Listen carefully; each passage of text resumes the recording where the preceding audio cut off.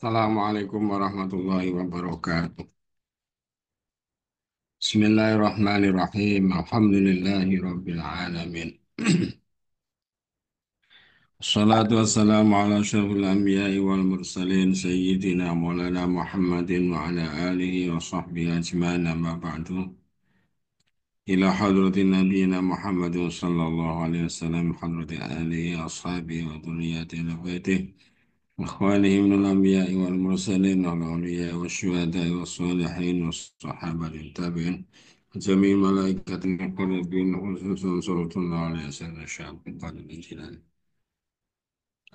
وإلى حضرة مصنف هذا الكتاب إمام أبي سعيد نفعنا الله بما أعاد علينا من بركات في الدين والدنيا والآخرة شيء لله لهم الفاتحة أعوذ بالله من الشيطان الرجيم بسم الله الرحمن الرحيم الحمد لله رب العالمين الرحمن الرحيم مالك يوم الدين إياك نعبد وإياك نستعين اهدنا الصراط المستقيم صراط الذين أنعمت عليهم غير المغضوب عليهم ولا الضالين آمين Bismillahirrahmanirrahim. Faslan utawi iki iku fasal suci ing dalam nerangaken salat qashar lan salat jamak. Wa yajuzu lan wenang lil musafiri kedue wong kang lelungan, wong kang lunga, sedang bepergian. Apa qasrus sholati nyendek salat, meringkas salat, ar-rubaiyati kang bangsa petang rakaat. Salat yang 4 rakaat diringkas menjadi 2 rakaat. Hanya salat yang 4 rakaat. Yang 3 rakaat tidak ada ajaran untuk diringkas. Yang 2 rakaat juga tidak ada untuk diringkas. Materi ini tentang sholat qashar dan sholat jamak. Menjadi hukum rukhsah, keringanan dari Allah Subhanahu wa Ta'ala. Artinya walaupun sholat ini dari 4 rakaat menjadi 2 rakaat, itu keringanan dari Allah Subhanahu wa Ta'ala. Sehingga sama saja nilainya 2 rakaat dengan 4 rakaat. Karena ini merupakan rukhsah dari Allah Subhanahu wa Ta'ala. Tetapi dalam hal ini ada salah satu sebab, yaitu karena musafir. Kalau tidak ada sebab karena musafir, misalnya menurut keterangan ini, berarti tidak ada qashar, tidak ada meringkas sholat itu. Liqauli ta'ala, a'udzu billahi minasyaitonir rajim, bismillahirrahmanirrahim. Wa idza darabtum fil ardi falaysa 'alaikum junahun an taqsuru minas shalah. Al-ayah pada surat An-Nisa ayat 101. Jika sedang melakukan perjalanan, maka tidak apa-apa. Falaysa 'alaikum junah, tidak ada dosa, berarti boleh untuk melakukan qashar salat. Rawa Muslim an Ya'la bin Umayyah taqala qultu li Umar bin al-Khattab radhiyallahu anhu laisa 'alaikum junahun an taqsuru minas shalah in khiftum ay yaftinakum alladziina kafaru. Ini ada satu hadis riwayat Imam Muslim dari Ya'la bin Umayyah yang pernah bertanya kepada Khalifah Umar bin Khattab tentang ayat laisa 'alaikum junahun an taqsuru minas sholati in khiftum ay yaftinakum alladziina kafaru. Jadi ayat tadi yang membolehkan qashar sholat karena bepergian tadi jika dikhawatirkan tidak aman, ya. Jika dikhawatirkan terjadi fitnah dari orang-orang kafir. Pertanyaan Ya'la bin Umayyah kepada Umar bin Khattab, padahal sekarang sudah aman. Begitu. Bagaimana lalu? Faqad aminan nas. Faqala ajibtu mimma ajibta minhu. Aku ya heran, kata Umar bin Khattab. Saya juga heran, sekarang sudah aman. Kenapa masih ada? Bagaimana memberlakukan ayat tadi? Fasal tu Rasulullah Sallallahu Alaihi Wasallam andalika fakola. Jadi akhirnya setelah Umar bin Khattab tidak bisa menjawab pertanyaan tadi, akhirnya ditanyakan kepada Rasulullah. Maka beliau Rasulullah mengatakan, Sodakotun tasodakallahu bi'alaikum. Fakbalu sodakotahu. Jadi inilah rukhsah. Sodakoh maksudnya rukhsah di sini. Inilah rukhsah yang diberikan oleh Allah. Maka terimalah rukhsah Allah itu. Inilah keringanan yang diberikan oleh Allah. Maka terimalah keringanan itu. Walaupun kondisi sudah aman dan ayat tadi mengkhawatirkan jika terjadi fitnah dari orang-orang kafir, maka bukan berarti tidak boleh ada qashar sholat. Tetap saja boleh adanya qashar sholat seperti itu.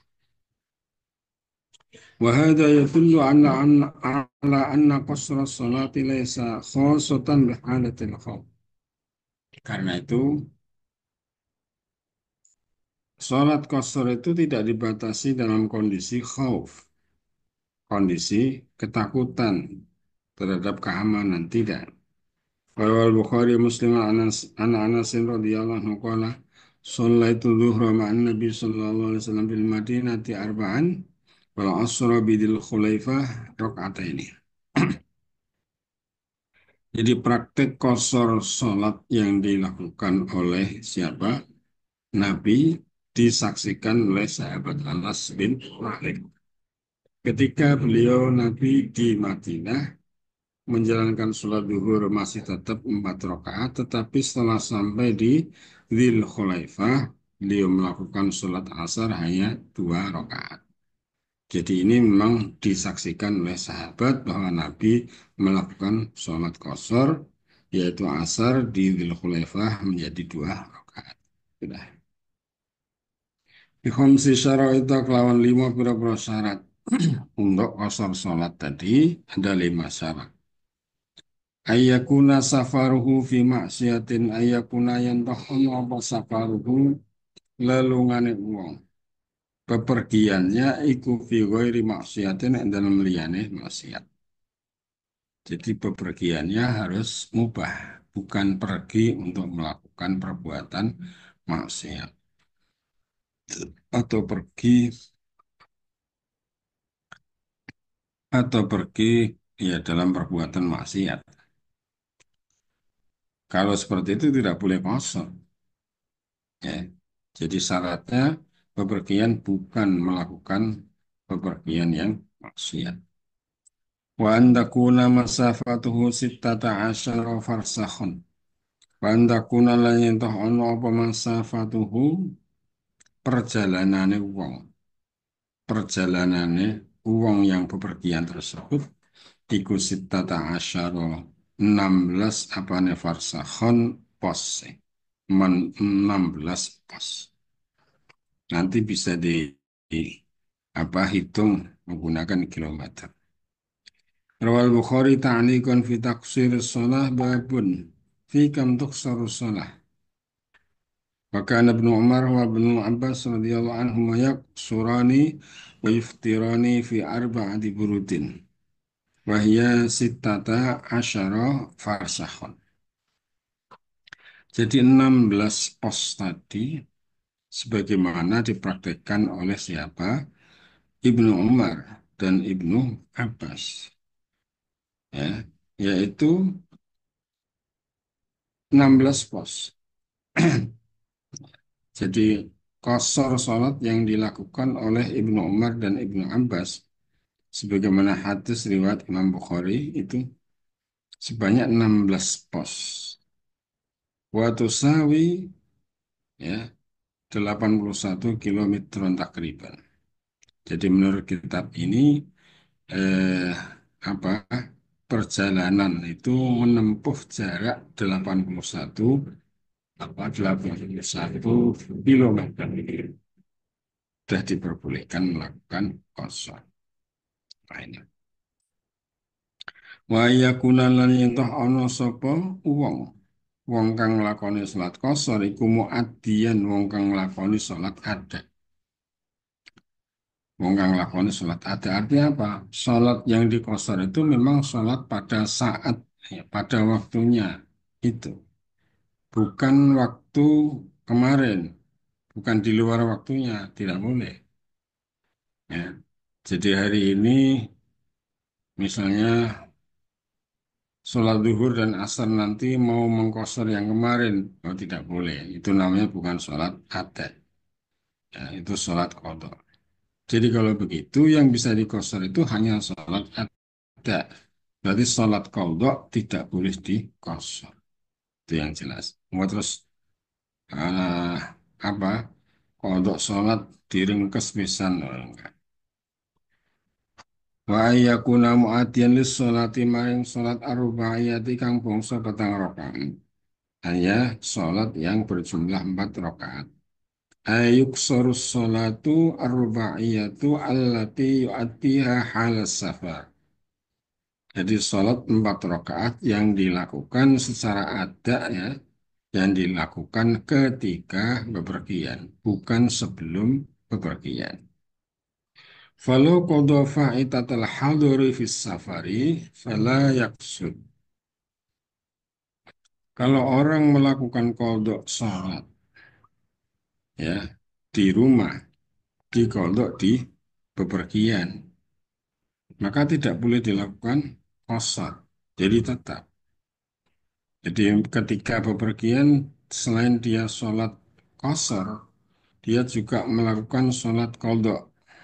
Ya, sholat kodok dari sholat zuhur dan asar atau sholat isya yang 4 rakaat itu ya. Ketika masih di rumah, ya, maka itu tidak boleh dikosor. Tetap jumlahnya 4 rakaat. Wala yuksor. Wa kadzalika idza qada fa'itatas safari fil hadrah. Sebaliknya, jika orang melakukan kodok sholat dari sholat yang tidak dilakukan ketika bepergian, berarti dikodok di rumah, juga tidak boleh dilakukan kosor. Jadi intinya, kosor itu hanya boleh dilakukan ketika di perjalanan. Itu pun untuk sholat yang terjadi ketika di perjalanan. Sholat yang terjadi di luar perjalanan tidak boleh dikosor ketika di perjalanan. Elak-elak, nah, tidak boleh itu ya. Nah, wa ayyan wiyalan yentah niat sapa wong al qasra ing qasar salat. Niat qasar dilakukan ma'al ihrami sertane takbiratul ihram. Jadi kembali ke persoalan niat, dimanapun apapun niat itu memang dimulai dari bersama dengan perbuatan itu. Awal dari sholat itu adalah takbiratul ihram. Maka niat sholat termasuk niat sholat qasar ini dilakukan ketika takbiratul ihram. Apa yang paling mudah ya dilakukan usolli apa fardol usolli fardol zuhri rakaat ini qasran la ta'ala sudah. Jadi sama dengan niat sholat fardu harus melahirkan 3 hal. Yang pertama niat melakukan sholat. Yang kedua menyebutkan fardu. Yang ketiga menentukan niat. Niat apa? Waktu. Waktu. 3 hal ini sama. Nah, termasuk kosor tadi. Ini dilahirkan ketika takbiratul ihram. Sholli fardhu dhuhri ini kosron. Allahu Akbar. Sudah, itu aja. Wa an la ya'tamma bimuqimin. Syarat yang selanjutnya wa an la ya'tamma lan yentoh ora makmum sapa wong. Bimuqimin kelawan wong kang salat mukim. Kelawan wong kang ora lulunga. Jadi sebaiknya musafir tidak bermakmum kepada mukim yang tidak musafir. Karena sebaiknya aja, sebaiknya begitu. Ya kalau terpaksa tidak tahu itu mukim atau musafir, ya tidak apa-apa. Jadi memang sebaiknya tidak bermakmum kepada mukim. Karena sesungguhnya bermakmum itu boleh pada sholat apapun selama gerakannya itu sama. Gerakannya itu sama maka boleh. Maka tidak boleh sholat zuhur bermakmum dengan sholat jenazah itu nggak boleh karena gerakannya tidak bisa. Begitu seterusnya. لخبر أحمد بن حنبل عن ابن عباس رضي الله عنهما سئل ما بال المسافر يصلي ركعتين إذا انفرد وأربعا إذا تم بمقيم. Jadi ditanya bagaimana orang yang sholat, musafir yang sholat 2 rakaat atau karena kosor ya, karena kosor dia sholat 2 rakaat atau 4 rakaat jika bermakmum dengan orang mukim. Faqala Nabi tilka as-sunnah. Ya. Jadi kalau sholat sendiri dia 2 rakaat karena dikosor. Kalau sholat bersama orang mukim maka 4 rakaat itu sunnah. Jadi maksudnya ya tidak berarti kemudian dilarang musafir bermakmum pada orang yang mukim. Tidak, boleh-boleh saja. Sudah, sudah itu sholat kosor. Ketika musafir kemudian dia tidak melakukan kosor sholat, apakah boleh? Boleh saja. Wong sholat kosor itu adalah rukhsah, keringanan dari Allah. Mau diterima ya boleh, tidak ya tidak. Mana yang terbaik? Sama saja. Yang terbaik mana? Apakah harus kosor atau boleh tidak kosor? Tidak ada batasan. Mana yang terbaik? Jadi kosor juga boleh, tidak kosor juga. Karena itu rukhsah kosor. Kalau rukhsah tidak dilakukan ya tidak apa-apa. Ya.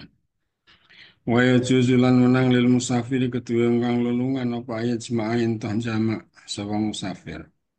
Baina dhuhri dalam antara sholat duhur wal asri dan sholat asar. Yang kedua, kita bicara tentang sholat jamak. Jadi menggabungkan waktu, dua macam sholat pada satu waktu jamak. Zuhur di jamak digabungkan dengan asar. Di waktunya sholat zuhur namanya jamak takdim. Dilakukan di waktu asar namanya jamak takhir. Maghrib dengan isya dilakukan waktunya maghrib berarti jamak takdim. Dilakukan di waktunya asar berarti jamak takhir. Nah, ini perlu kita sampaikan kepada mahasiswa di YN Kediri, teman-teman mahasiswa baru khususnya ya. Jangan sampai kemudian salah, ya, salah dalam beragama ini. Artinya apa? Jadi orang tetap harus melakukan sholat pada dasarnya. Walaupun dilakukan dengan cara jamak. Karena musafir misalnya. Tidak kemudian ketika musafir dia tidak sholat walaupun dengan sholat jamak. Tidak dilakukan. Nah ini kan salah. Jadi ada ajaran sholat jamak. Ini untuk memberikan apa? Toleransi, kesempatan kepada orang yang musafir selama sehari penuh dia perjalanan, maka di akhir perjalanan itu harus melakukan sholat duhur dan asar secara jamak takhir, misalnya seperti itu. Jadi mulai pagi sampai sore, ya, sampai menjelang habisnya waktu sholat asar. baru sholat duhur dan sholat asar. Namanya jamak takhir. Ini mulai malam, maghrib, sampai di akhir waktu isya menjelang subuh. Kan perjalanan juga sudah lumayan panjang ini, ya. Maka di situ melakukan jamak takhir sholat maghrib dan sholat isya. Jadi ini ajaran yang benar, ya. Tidak berarti kemudian mulai zuhur, asar, maghrib, isya sampai subuh besok sampai di tempat baru sholat semua di pondok. Nggak boleh, nggak ada ajarannya seperti itu. Jadi ajaran sholat jamaah ini sekaligus menjadi solusi dari perjalanan dalam bepergian tadi. Maka boleh bagi musafir untuk melakukan jamak antara zuhur dengan asar, ya fi waktu ayyihima dalam waktune ndine zuhur lan asar sa'a kang ngarepaken sapa wong ing ayyihima. Jadi kalau dilakukan di zuhur maka jamak takdim, di asar jamak takhir. Ketika jamak takdim harus dilakukan zuhur dulu atau asar dulu, boleh kedua-duanya. Ya, ada yang mengatakan sebaiknya yang mempunyai waktu ya zuhur dulu. Ada, walaupun juga ada yang mengatakan tidak, asar dulu, yang ikut di waktu zuhur. Nah, wa bainal maghribi lan dalam antara salat maghrib wal isya lan salat isya fi waqti ayyihima yang dalam waktu endine maghrib lan isya sa'a ngarepaken sapa wong ing ayyihima. Masalah. Awal Bukhari bin Abbas radhiyallahu anhu qala kana Rasulullah sallallahu alaihi wasallam yajma'u baina salati dhuhri wal asri idza kana ala dhuhri sayrin wa yajma'u baina al maghribi wal isya'i. Ala dhuhri sayrin maksudnya ay musafiran, di atas punggung apa? Onta. Itu maksudnya sedang bepergian. Maka boleh jamak. Nah, di sini hadis yang menjelaskan. Warawa Abu Dawud wa Tirmidzi wal lafdhu lahu wa ghairuhuma an Mu'adz bin Jabal radhiyallahu anhu anna Nabiyya sallallahu alaihi wasallam kana idza fi ghazwati Tabuk idza irtahala qabla an tazigha asy-syamsu akhara adh-dhuhra hatta yajma'aha ila asri yusallihima jami'an. Jadi praktek jamak apa? Jamak takhir. Jika beliau bepergian sebelum waktunya sholat zuhur. Nah, jamak takhir untuk sholat asar, ya, jika beliau bepergian sebelum waktunya sholat zuhur. Wa idza irtahala ba'da zaygi syamsi sholat zuhur wal asra jami'an summa sal. Tapi kalau beliau berangkat setelah waktunya sholat zuhur, maka dijamak zuhur dan asar. Wakana idhar tahala qabla al-maghribi akhara al-maghriba hatta yusalliyaha ma'al isya'i. Wa idhar tahala ba'da al-maghribi ajjal al-isya'a fasallaha ma'al maghribi. Wa yujuzulan wenang lil hadiri kedua wong kang ana omah ora lunga, tidak bepergian. Fil matori dalam waktu udan. Apa yajma'a yentuh jamak sapa wong bainahuma dalem antarane zuhur lan asar, maghrib lan isya fi waqtil ula dalam waktu kang pertama. Min huma sanging karone zuhur asar, maghrib lan isya. Jadi ini sebab lain bolehnya jamak dalam waktu hujan. Rawal Bukhari wa Muslim an Ibnu Abbas radhiyallahu anhu wa anna Nabiy sallallahu alaihi wasallam shalla bil Madinati sab'an wa samaniyan. Al-Dhuhra wal Asra wal Maghriba wal Isya'a. Zada Muslimun min ghairi khafin wala safarin. وعند البخاري فقال أيوب أحد رواة الحديث لعله في لات متمتع. Jadi ini hadis yang diduga menjadi dasar pelaksanaan jamak karena waktu hujan. Wa yushtaratu an yakuna hadha jama'atan fil masjid atau makanin ba'idin urfan. Tapi harus dilakukan secara berjamaah, ya. Atau karena memang dalam posisi yang jauh, ya, antara rumah dengan masjid. Tidak seperti sekarang. Wala yajuzu jam'uhuma fi waktu saniyati. Jadi tadi hanya jamak takdim di waktu yang pertama, kemudian hujan, ya. Tidak boleh pada waktu yang kedua. Li'annahu rubama inqata al-mataru. Fayakunu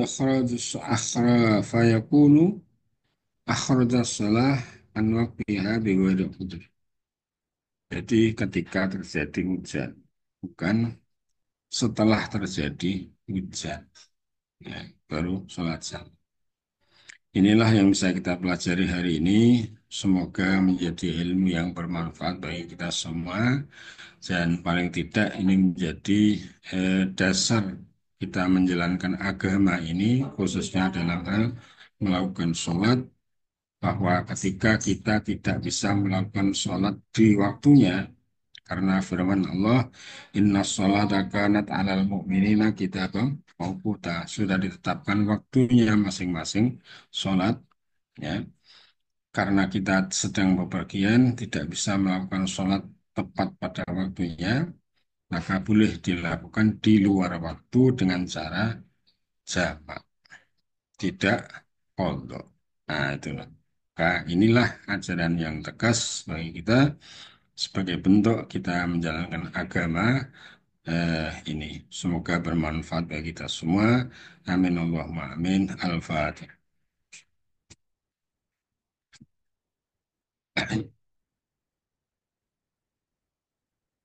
اللهم صل على سيدنا محمد وسلم على الحمد لله رب العالمين. اللهم اغفر لنا ذنبنا وخطأنا وجهلنا وإسرافنا وما أنت أعلم به منا برحمتك يا أرحم الراحمين. ربنا ظلمنا أنفسنا ظلما كثيرا كبيرا لا يغفر الذنوب إلا أنت فاغفر لنا مغفرة من عندك وارحمنا برحمتك يا أرحم الراحمين. ربنا آتنا في الدنيا حسنة وفي الآخرة حسنة وقنا عذاب النار. وصلى الله على سيدنا محمد وعلى آله وصحبه وسلم والحمد لله رب العالمين. والسلام عليكم ورحمة الله وبركاته.